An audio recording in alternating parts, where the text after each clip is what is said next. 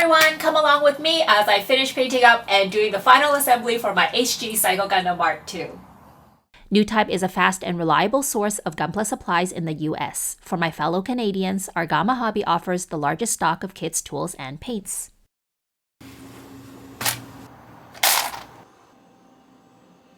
Gonna get ready to paint up the yellow parts and these clear parts just with a clear top coat. Here we go.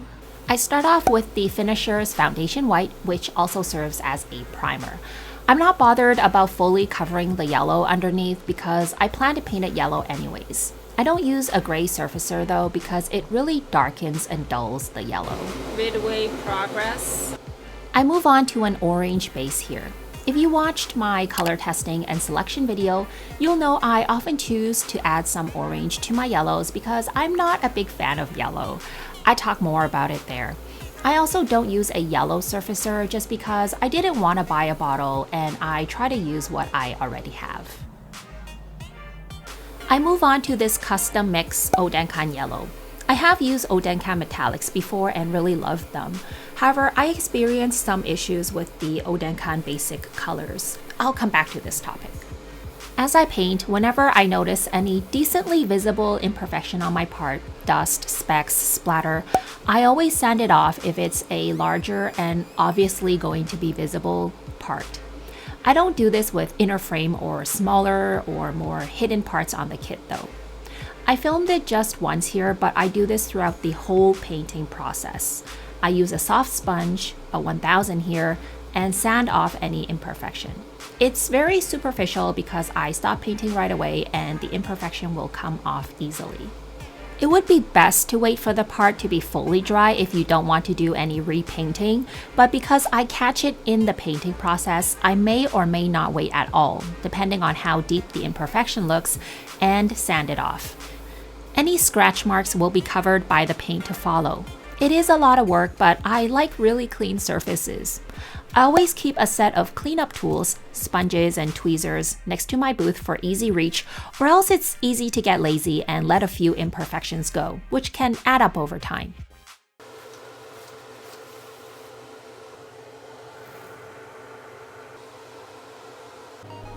I move on to the red parts, which were a breeze using my good old Gaia Notes paints.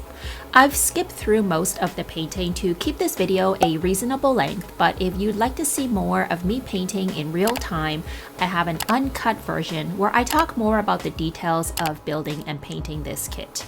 You can access this and previous extended videos on my Patreon. Your support really helps me to continue filming, editing, and producing these videos for the channel.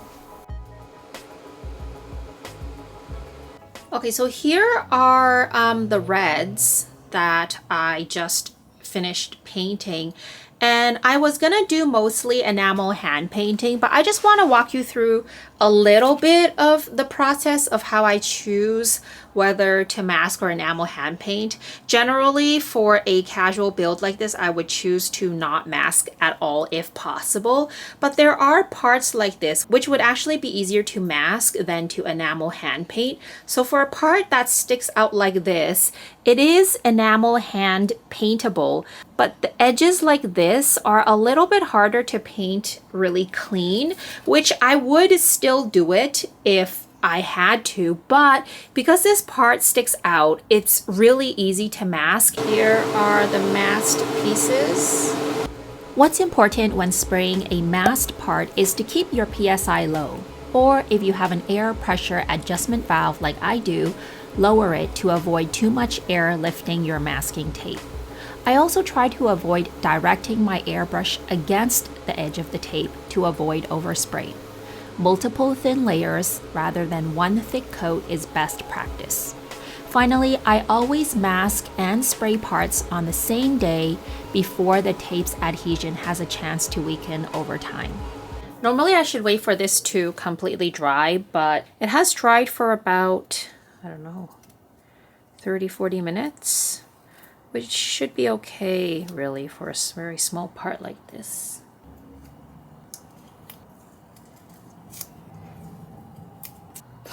It's really cute. just talking a bit about color selection, the reason why I decided to do this dark gray is because there is this little nub here, which I would like to do a light gray. And I think the smaller details, a lighter color, and the bigger details, a slightly darker color will work well here.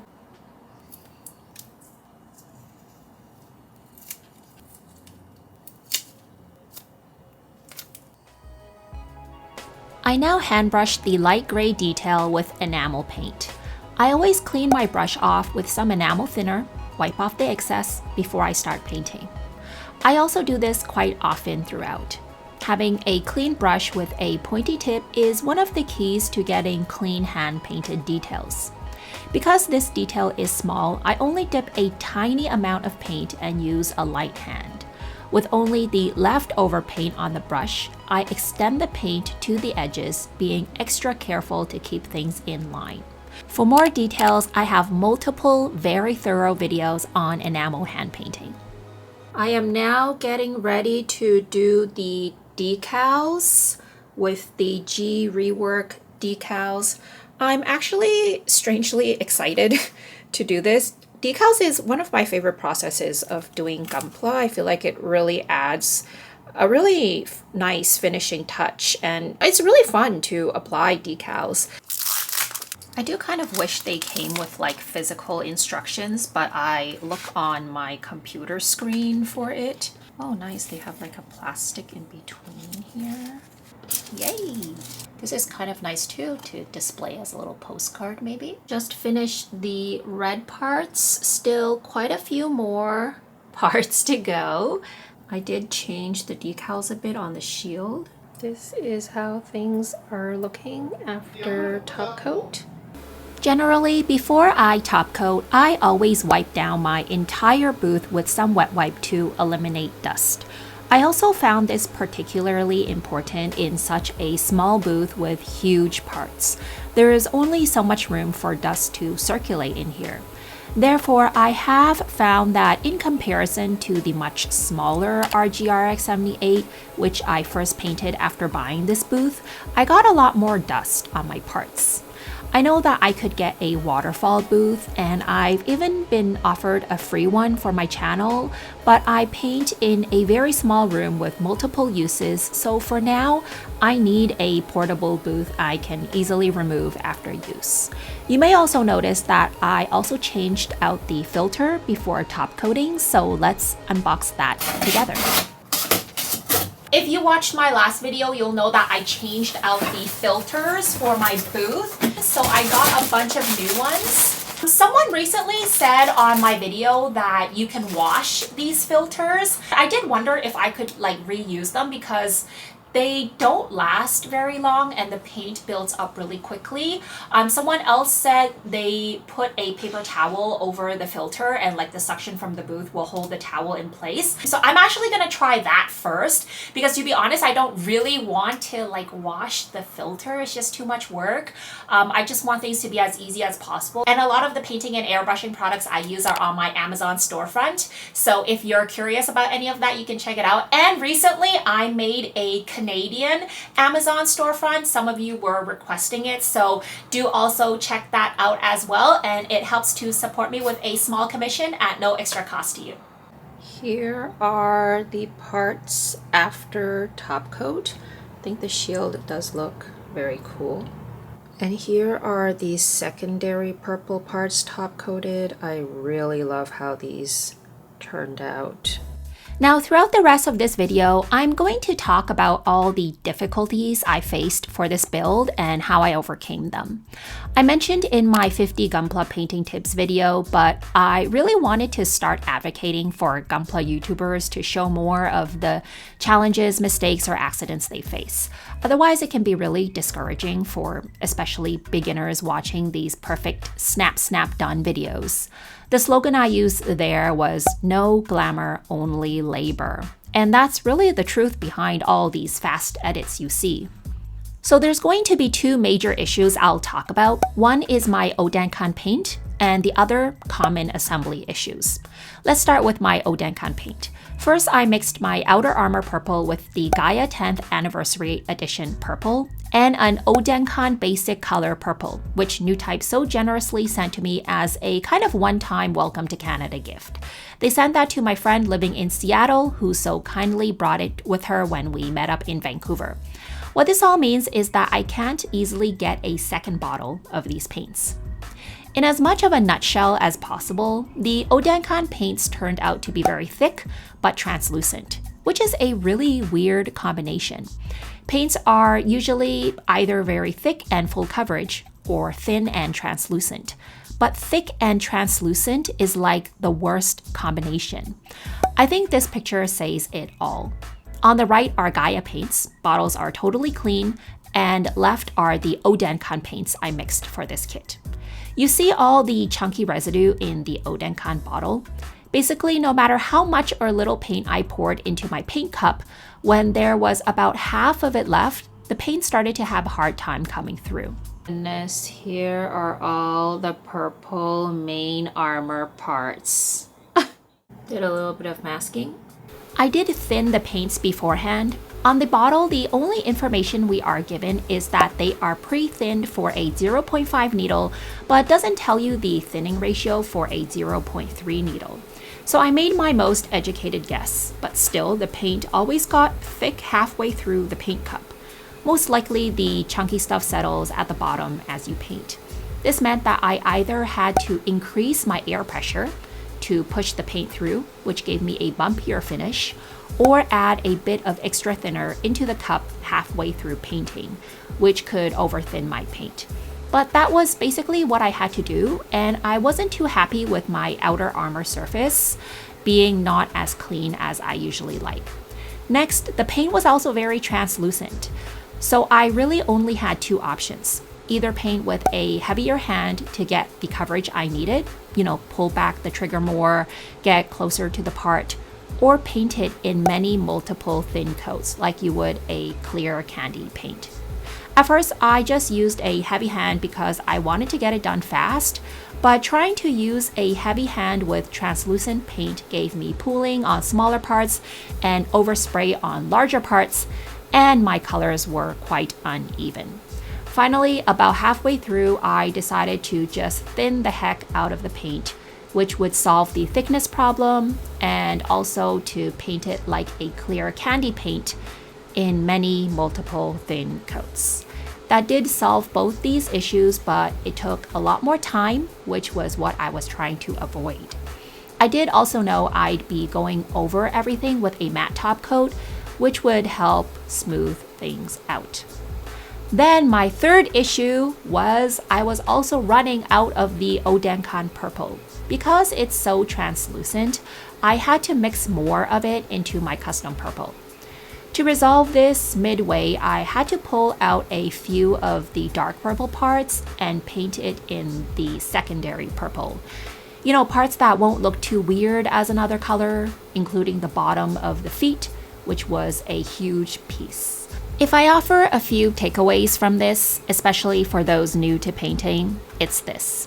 Number one, test paint your final colors on multiple junk parts. While I did test paint my colors on spoons, and I did notice the paint seemed a bit translucent, I wasn't able to see how that would transfer to a large kit like this. I didn't think it would be a big deal. A thick and translucent paint on round, detailless spoons lays on very differently than on a large, flat part with some details. Number two, stick to well-known and long-established brands like Gaia Notes, Mr. Hobby, or my go-to in Korea was IPP.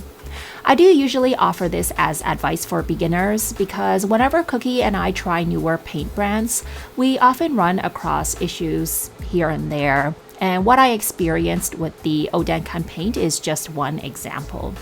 It's okay to try new brands if you have some experience because you know how to handle the issues. However, when you are new to painting, you never know if the problems you are experiencing is because of you or the paint.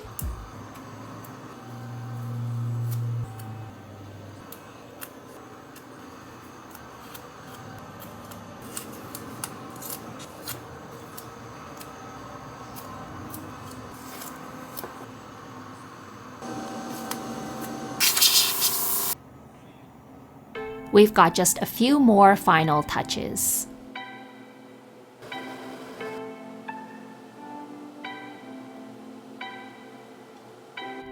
I do some more panel lining, enamel hand painting,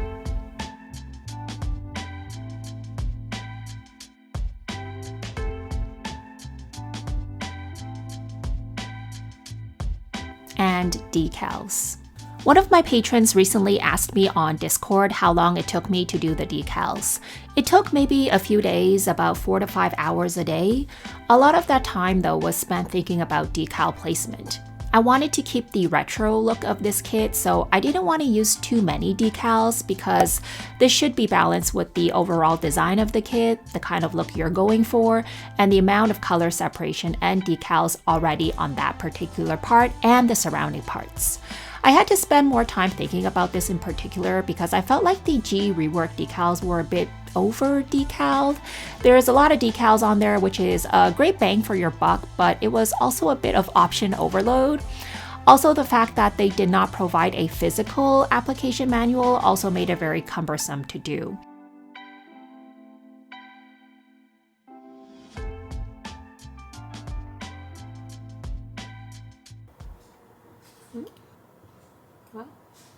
Ta-da! Ta-da! Oh, thanks. Oh, thank you. I cannot focus. Oh!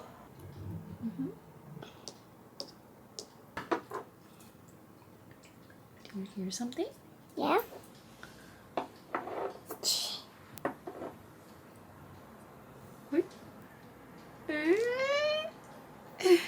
As you'll notice, I do assemble without runner numbers, without pre-assembly, and I've talked all about how and why in a very thorough video dedicated to this topic. I do really stick by this for casual plastic builds painted in original colors. So I'm not sure if you've noticed, but throughout this final build and paint video, I've focused less on execution techniques, how to airbrush, enamel hand paint, and more on holistic perspectives, why it's important for beginners to stick to major paint brands, considering your goals and kit design with decal placement. It's because I feel like I've talked practical tips and execution to death in every video, but also I'm actually more of a holistic type of teacher. Like what I said about no glamour, only labor.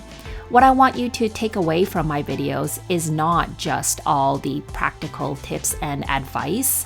What I want you to see and realize is that there is no snap, done perfection, which is all the magic of YouTube editing. And we will do a bit of that at the end of this video just because it's satisfying to watch. But painting Gunpla is more like labor, call it done, which is partially why I've started filming at least my assembly stage in time-lapse so you can see all the work put into it.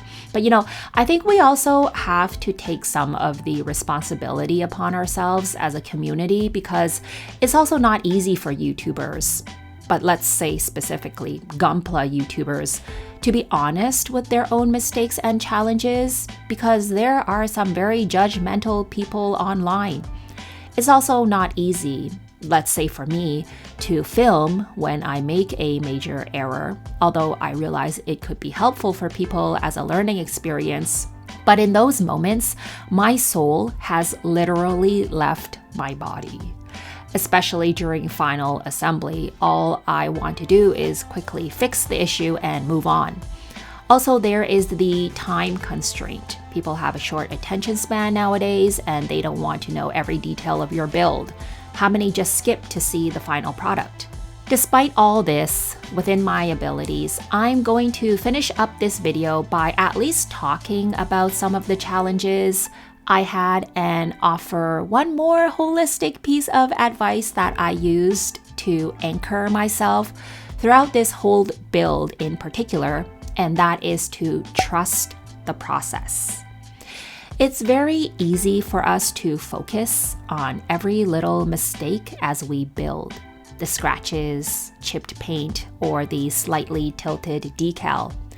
I myself was not so happy with the outer armor purple because I had to use a heavier hand or more layers to get the coverage I needed from the very translucent paint.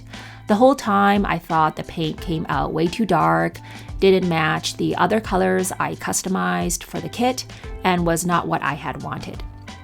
I had to keep reminding myself that I'm probably being too particular. The matte top coat will dull the color down a bit, and it's going to look great once the kit is put together.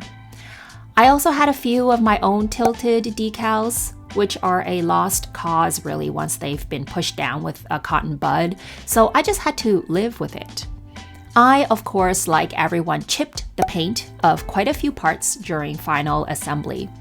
What I normally do myself for small chips is use a toothpick, dip it in some lacquer paint, and dot it onto the chipped area.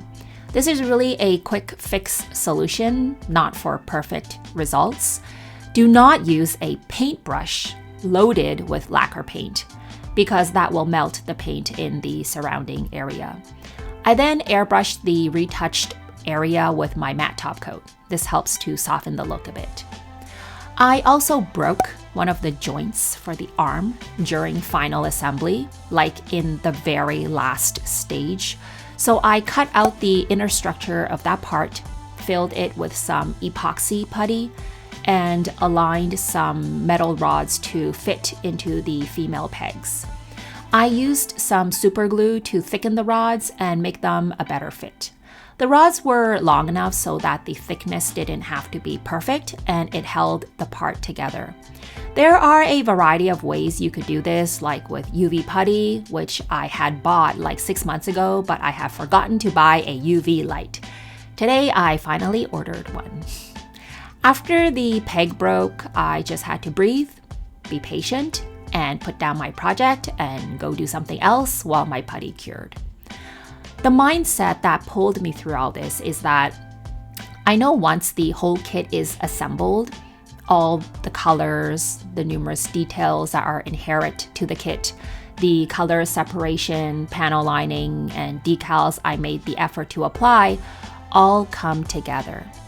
The eyes will see the kit as a whole rather than zooming in on all the little imperfections that really only I would know about. Sometimes it's best just to let go of small mistakes. Don't try to redo or fix everything, and give yourself a kind but firm hand to push yourself through a build. Just keep going until you reach the end and trust the process.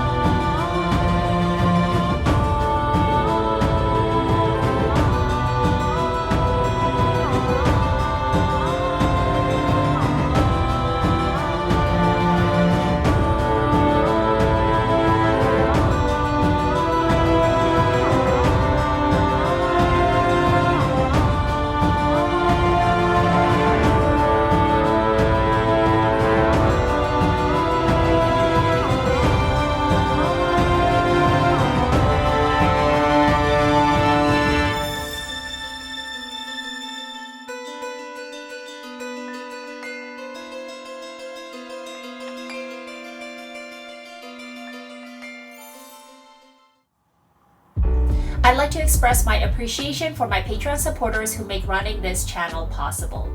Patrons receive special perks like access to my archive of uncut extended versions of all my previous Gunpla painting videos and an invitation to my private Discord server where you can join in on fun group builds and challenges. Happy building, everyone. For 5 months, I ran a shading group challenge for my patrons on Discord.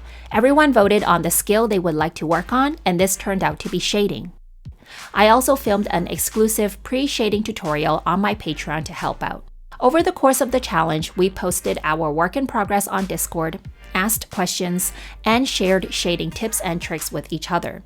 It's really a lot of fun and much more motivating to have a community to share our work with and find help from when we need. The challenge was also meant to push us out of our comfort zones and try a new technique. As you can see, we had some amazing entries, many of which was the first time some of us tried shading with an airbrush. At the end of the challenge, Cookie and I chose the top 3 entries. Congratulations to the winners and everyone who completed their entries. If you'd like to join us for future group builds and challenges, find us at patreon.com/frostysnow.